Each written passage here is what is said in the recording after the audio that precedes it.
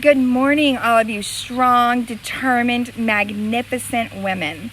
I hope that each of you has had a week filled with passion and purpose, and that at some point you got to take a couple of breaths and just relax. So Wednesday, I was super emotional, and I wasn't sure that I was going to talk about addiction, but thank you for all of the inboxes and the text messages and the phone calls, because I knew that I was encouraging the right group of people.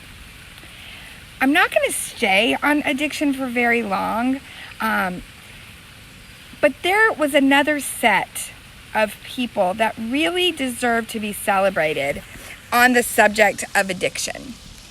And I'm talking to each one of you who loves someone who is currently struggling. It takes a special kind of hero and a special kind of love to never give up on someone. It takes devotion, dedication. It takes love like you find in Scripture, because it is patient and kind.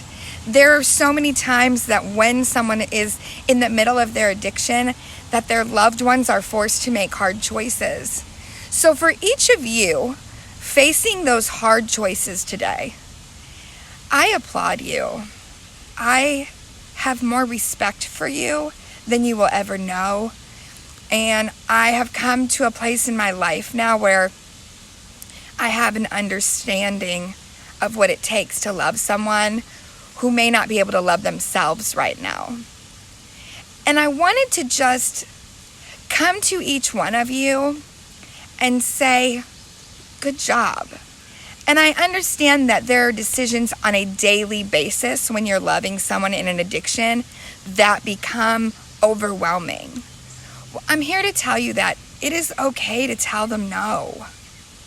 It's okay to love them from the safety of your home. It is okay not to let them live there. It is okay not to be okay with their choices. And it is okay to say enough. I'm not asking for you to do the tough love thing. I don't know if that's always the best choice, although it can be. What I'm asking you to do is not forget about yourself, because those who love someone in addiction are often more tired than the person in the struggle themselves. While the person addicted can find a temporary relief when they're drinking or when they're high, when they're eating, when they're in a bad relationship, addictions come in all forms. When they're in the middle of that addiction, you must be completely exhausted. You worry from morning until night, and when your head hits the pillow, your dreams are often filled of what could or could not happen. And I just want to take just a minute and recognize you, because your love does not go unheard, it does not go unseen, and today it will not go uncelebrated. I want to thank you, because if you never say no, there is no chance of them finding their way back. We can't continue to love them where they're at in an accepting way. Love them because they are already in the fight of their life. They are already feeling like they are not worthy of love. And every time you reach out and every time they hear the word "I love you," you're holding on to what's inside of them. Continue to love them. But love yourself enough to set a safe distance and a safe boundary. I promise you that when they hear no, even if they react in a negative way, they know in their heart it's coming from a loving place.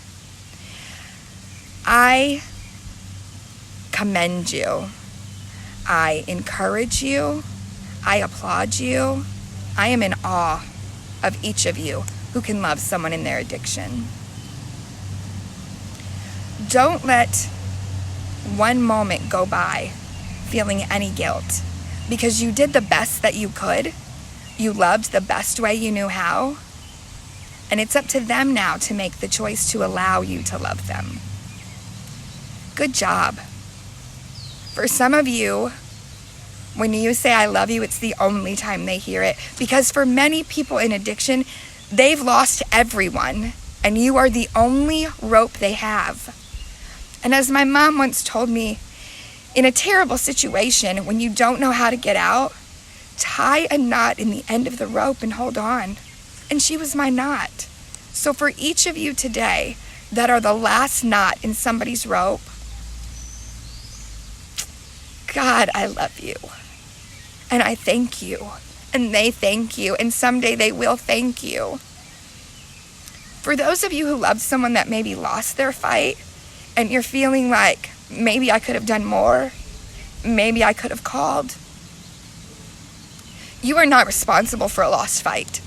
You loved as hard as you could love, and you gave as much as you could give. And I promise you that they knew that. I promise you.